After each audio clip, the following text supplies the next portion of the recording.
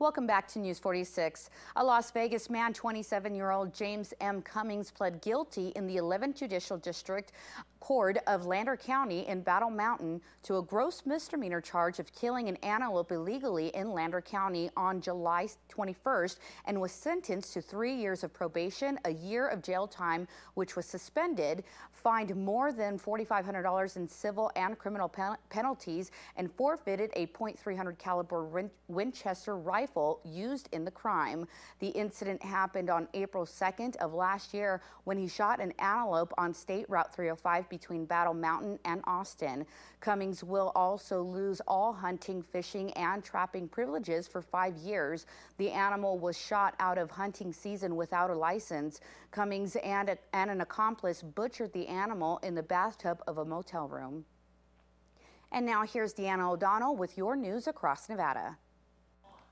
Nevada lawmakers have given final approval to adopting Common Core math standards for high school students. The 12-member Legislative Commission voted 11-1 on Monday to approve the regulations, which have already been through several levels of vetting. The move was the last piece needed to fully implement Common Core aligned standards in high school and had been excluded from regulations in the past in a technical error. A bid to limit performers in Las Vegas's downtown casino area could draw some colorful testimony during a first hearing before the city council. Immediate action isn't expected.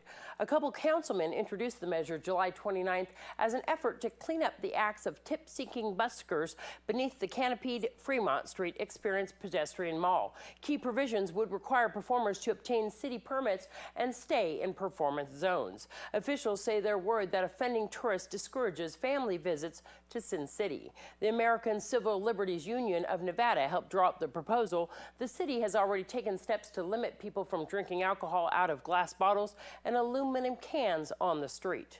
The Bureau of Land Management has issued a special recreation permit authorizing Black Rock City to host the 2015 Burning Man event on public lands in Nevada. This year, the Burning Man event will take place from August 30th through September 7th. The 2015 permit, which is among the largest and most complex issued by the BLM, allows up to 70,000 participants and includes updated public health, safety, and environmental safeguards. Burning Man has occurred annually on public lands situated on the Black Rock Playa since 1990. As the event has grown in popularity, so has attendance, dramatically increasing the complexity of management responsibilities. During the event, Black Rock City becomes the 6th largest city in Nevada. Event operations occupy approximately 4,400 acres of public land for 7 weeks, beginning with site preparations in mid-August through final cleanup in early October. As in past years, temporary public land use closures are implemented to protect the environment, ensure public safety, address local community concerns, and facilitate the event. Thank you very much, Deanna. Now here is your Week in Sports with Courtney Salmon. Week in Sports is brought to you by Wolfenstein Construction. This weekend, the action is back at the Pahrump Valley Motor Speedway. The gates open at 6 and the races start at 7 p.m. Here's an interesting story. Silverado High School in Las Vegas has a new head football coach, and he is none other than Randall Cunningham. Cunningham played for UNLV and is a 16-year NFL veteran who played for teams like the Philadelphia Eagles and the Minnesota Vikings. The funny thing is, most of the athletes he's coaching don't really recognize him because he was a little bit before their time. I remember watching him when he played for the Vikings against the Green Bay Packers, yelling every time he ran for the long first down, made a huge pass for a touchdown, and beat the Packers. It's a huge opportunity for these kids, and I hope someday an opportunity like this could happen for our local athletes. Speaking of football, if you are a New York Jets fan, you are extremely disappointed right now. Starting quarterback Geno Smith will be out for the next 6 to 10 weeks. Why, you may ask? Did some tackle not pay attention to that bright red jersey in practice? Nope, he was punched in the face, suffering a broken jaw by Ike Enemkpali, who was a second-year linebacker for the Jets. Yes, I say was because he was virtually instantly released by the Jets.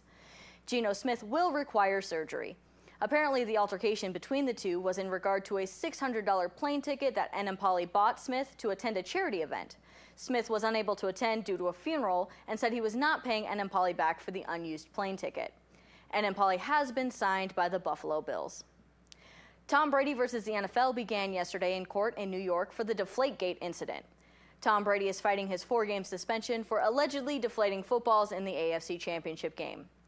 Judge Richard Berman appears to want both sides to settle as he ordered both sides to continue to negotiate before their next hearing next week. This week was the Tour of Utah bicycling race, and normally something in Utah wouldn't be much of concern here, but a cyclist ended up in critical condition after crashing into a support car on a hairpin turn on the last leg of the race. Irish cyclist Matt Bromere suffered injuries to his pelvis, lungs, and ribs. He was taken to the hospital where, after regaining consciousness, he took a selfie giving a thumbs up. This has been Weekend Sports. I'm Courtney Stallman with News 46. Thank you, Courtney. And when we return, we'll have your weather with Noah Beacon, so don't go anywhere. News 46 weather is brought to you by your local dairy farmers. Dairy products are very important in maintaining a healthy body. Hello and welcome back to News 46. Today is Thursday, August 13th. Today we had partly cloudy skies and a 20% chance of rain. I know we did get a little bit of rain up here at the station. It wouldn't surprise me if you saw some rain outside too today.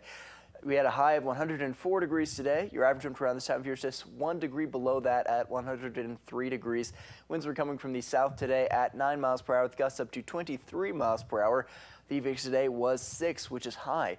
Humidity was at 19% today. Sunrise is at 6:01 this morning, and the record high back in 1937 was 113 degrees. Well, tonight we'll have partly cloudy skies and a 20% chance of rain. We'll have a low of 74 degrees.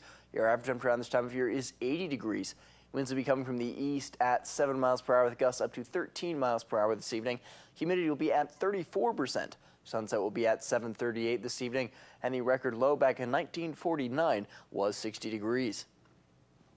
Tomorrow we'll have mostly sunny skies with a high of 106 degrees and a low of 74 degrees. Winds will be coming from the south-southwest at 10 miles per hour with gusts up to 17 miles per hour.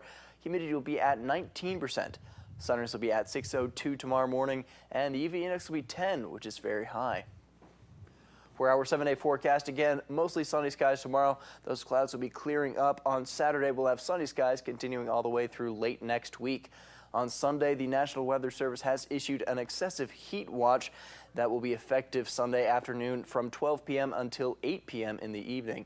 Your high temperatures will be starting off at 106 degrees tomorrow. That'll be going up, peaking at 108 degrees on Sunday with that excessive heat watch, and that'll be working its way down to 99 degrees by next Thursday. Your low temperatures will be starting off at 74 degrees, going up, peaking at 75 degrees on Saturday, and working its way down all the way to 65 degrees next Thursday. Thank you, Noah. And folks, that does it for this edition of News 46. I'm Monique Mitchell. And from everyone up here at News 46, we wish our viewers and KACE 95.9 listeners a great evening, and we'll see you here again tomorrow. Until then, good night.